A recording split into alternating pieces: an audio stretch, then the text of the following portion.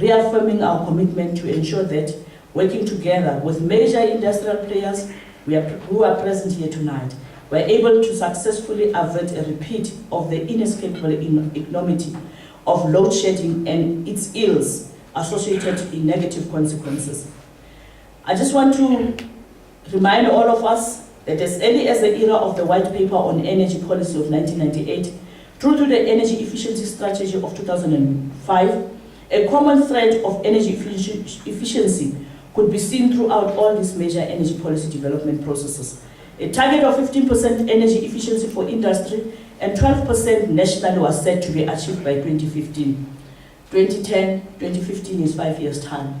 Will we be able to meet that target?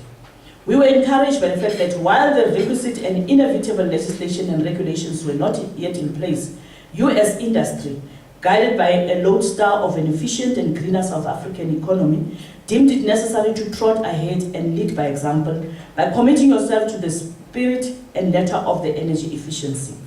Ladies and gentlemen, I just want to remind all of us here that you remember, beginning of April, we were inundated and faced with the barrage of attacks from all over the world.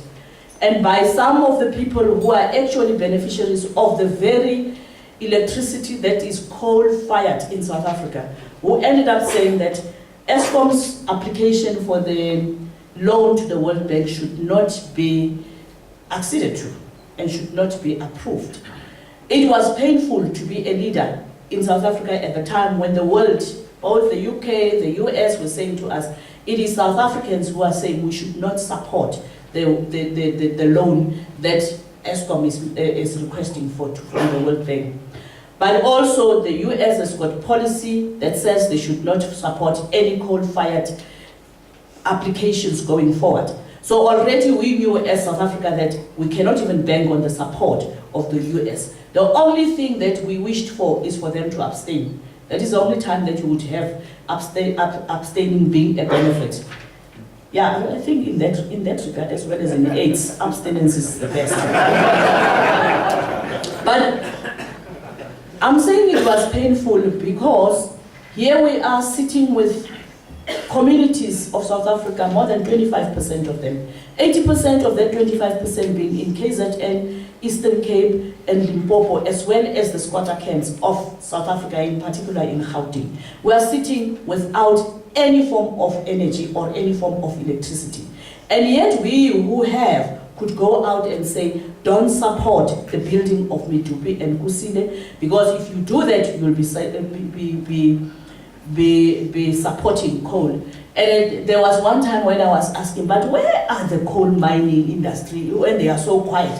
We are being attacked for their own benefits, because if they can stop mining coal, at least something will happen. But I just want to say that it's for us an important thing to raise, because as South Africa, together with China, Brazil, Mexico, the US, UK, Canada, France, Italy, and many others, we are part of the Carbon Sequestration Leadership Forum.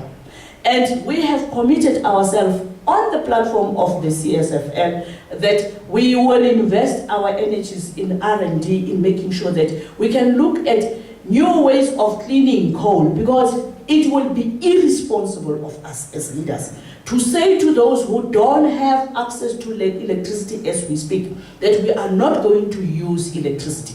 And yet at the same time we know we're still battling with the new technologies which are still very unaffordable. For example, we know that it is a big challenge in terms of the renewable energy space because of the technology not being massively taken up, that we have to roll it out. Right now, we've got a big challenge in our communities in South Africa. The very communities that I mentioned that don't have access to electricity. If you come to them with alternatives, they say, you in the urban centers have got access to electricity, you want us to look for the alternatives. Why don't you exchange? You take the alternatives and give us electricity. They actually say, anything alternative to the known is inferior. You go and try it out yourself and then be able to make it possible that you can show us that it works. Already in KZN, where we have the solar home systems, people are starting to say, when it is extremely cold, when it is extremely cold and it is cloudy, I don't have access. So you mean to say I must wait for the day that there is sun. You also speak about the wind. They tell you, the day there is no wind, what am I supposed to do? So it is important that we understand that whilst we are committed to renewable energy, for now we don't have an alternative.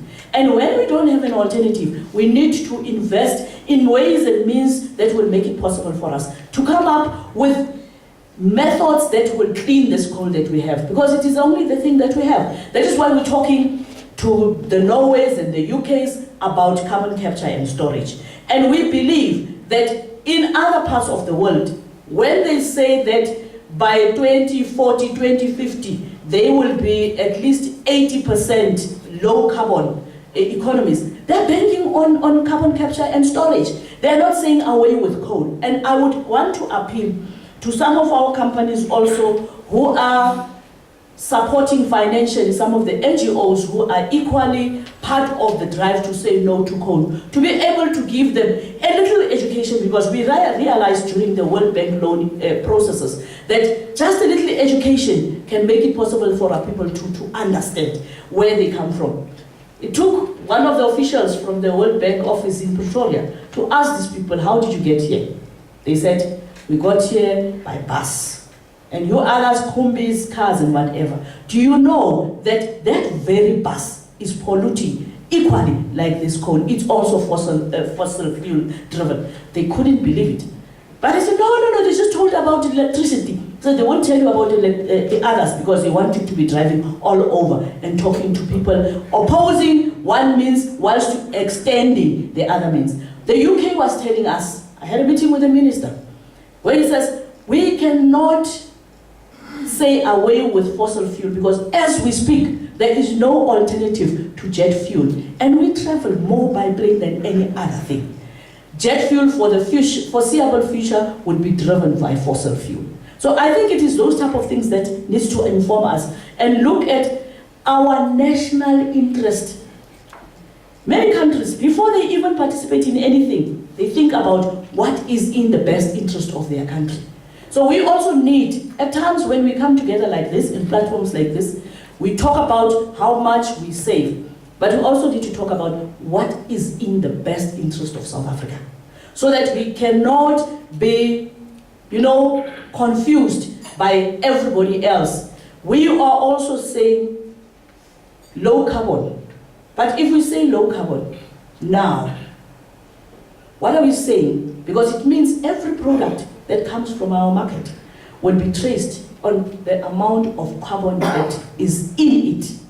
And you would know, Maurice, from the soil that needs to produce the apple, you are in it. So if we say low carbon, it means I can't buy an apple because I've got to calculate the fertilizer, but also how the fertilizer got to the farm. Fossil fuel driven, everything up to include that apple to my table. So it means ultimately we're not going to eat. How many of our people are going to lose job in the transportation, packaging, up to the farm worker that is working on the farm? So it is those things that must inform us. I've been elected on a platform of decent and sustainable jobs for the people of South Africa.